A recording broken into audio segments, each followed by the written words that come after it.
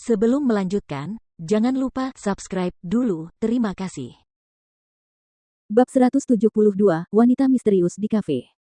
Jordan selalu memiliki banyak emosi mengenai Hailey Residence. Itu karena itulah ide yang muncul dalam benaknya untuk Hailey saat dia menikahinya sebagai suami yang tinggal serumah dengannya. Itu adalah tempat yang menyimpan fantasinya tentang romansa yang indah. Jadi, bahkan setelah perceraian pertamanya yang tidak sah dengan Hailey, dia masih bersedia berinvestasi di perusahaan Camdens sehingga mereka dapat terus membangun Hailey Residence. Namun, setelah mendengar Hailey menghina tempat yang dianggapnya sebagai tempat suci itu, Jordan tidak tahan lagi.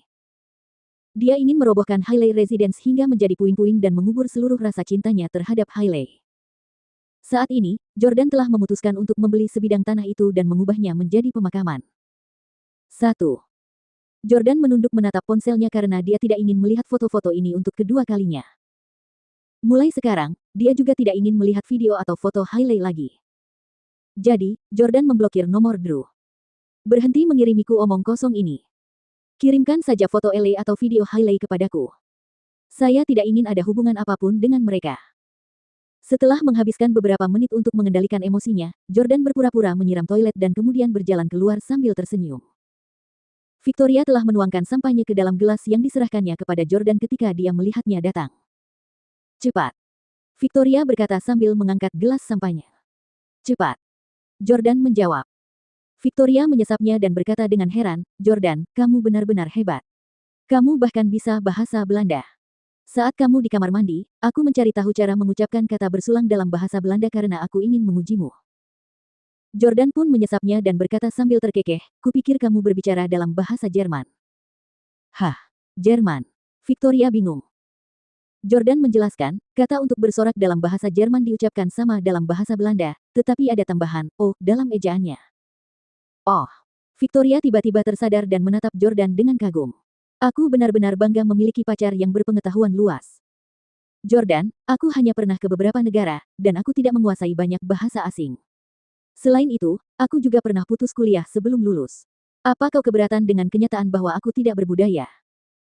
Victoria yang selama ini selalu merasa bangga di hadapan orang lain, justru memperlihatkan rasa rendah dirinya kepada Jordan.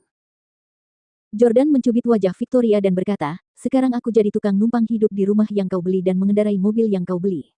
Beraninya aku membencimu. Haha. Victoria tertawa, kalau begitu aku harus menghasilkan lebih banyak uang untuk menafkahimu. Saya akan pergi wawancara sebentar lagi. Chaiden Husli menikah hari ini, dan sekarang dia dalam masalah besar. Dia seharusnya disibukkan dengan urusannya sendiri dan mungkin tidak punya waktu untuk memikirkan saya. Jordan mengangguk dan bertanya, kamu melamar ke perusahaan mana? Victoria berkata, Perry Express.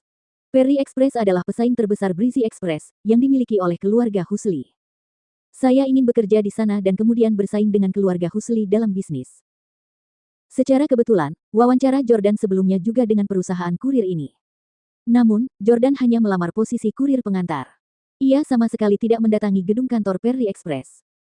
Victoria telah melamar posisi penting. Semoga sukses. Jordan mengangkat gelasnya lagi. Terima kasih, sayang. Victoria dengan senang hati menyesap sampahnya lagi. Pada saat ini, Victoria membuka kunci ponselnya, hanya untuk menemukan bahwa berita tentang Maggie dan Chaiden tidak lagi menjadi topik yang sedang tren di Twitter. Itu bukan lagi topik yang sedang tren. Victoria tiba-tiba berseru. Jordan juga membuka kunci telepon genggamnya untuk melihat-lihat, hanya untuk melihat bahwa mereka memang tidak lagi menjadi topik yang sedang tren. Diganti dengan, agensi manajemen Maggie telah mengeluarkan pernyataan untuk mengklarifikasi rumor. Setelah mengetuknya untuk melihatnya, dia menemukan bahwa agensi manajemen Maggie sebelumnya telah mengklarifikasi bahwa tweet dan tuduhan sebelumnya adalah palsu. Mereka juga mengatakan bahwa Maggie masih lajang dan tidak mengenal satupun keturunan keluarga Husli. Ketika sesuatu terjadi pada selebriti seperti Maggie, manajer atau agensi manajemen mereka biasanya akan membuat pernyataan untuk mengklarifikasi keadaan. Ah, saya tidak menyangka keluarga Husli begitu berkuasa. Topik yang menjadi tren itu dihapus kurang dari 10 menit setelah muncul di Twitter. Victoria sedikit kecewa karena dia benar-benar ingin melihat Chaiden menuai apa yang dia tabur. Namun kenyataannya, banyak rumor dapat diberantas dengan uang. Jordan mengetuk untuk membuka tweet tersebut dan menyadari bahwa semua balasannya positif. Maggie, kami percaya padamu. Menyebarkan rumor itu memalukan. Tolong beri perhatian lebih pada karya senimannya, terima kasih. Semua balasan diposting oleh orang-orang yang dibayar untuk melakukannya. Meski demikian, Jordan mendapati sebagian besar netizen lainnya masih belum percaya dengan isi klarifikasi tersebut. Apa menurutmu kami bodoh? Itu jelas Magi. Dia punya nyali untuk melakukan hal seperti itu, tetapi dia tidak punya nyali untuk mengakuinya. Keluarga Husli sangat kaya, mereka bahkan berhasil menghapus topik ini dari daftar topik yang sedang tren. Lupakan saja, kita orang biasa harus berhenti mencoba mencari tahu informasi buruk tentang keturunan kaya dan selebritas besar. Setelah melihat komentar-komentar online selama beberapa saat, Jordan berkata, "Victoria, lanjutkan saja wawancaramu seperti biasa hari ini."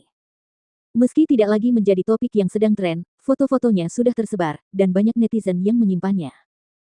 Lagi pula, tidak ada yang percaya dengan klarifikasi itu. Kurasa masalah ini tidak akan bisa diselesaikan dengan mudah. Victoria mengangguk dan berkata, "Kalau begitu aku akan pergi menghadiri wawancara sekarang."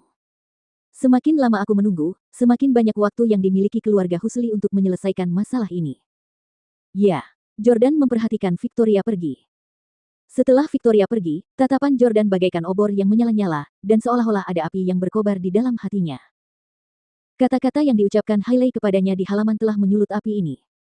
Saat itu, dia memutuskan akan menggunakan taktik bisnis untuk membalas Chaiden.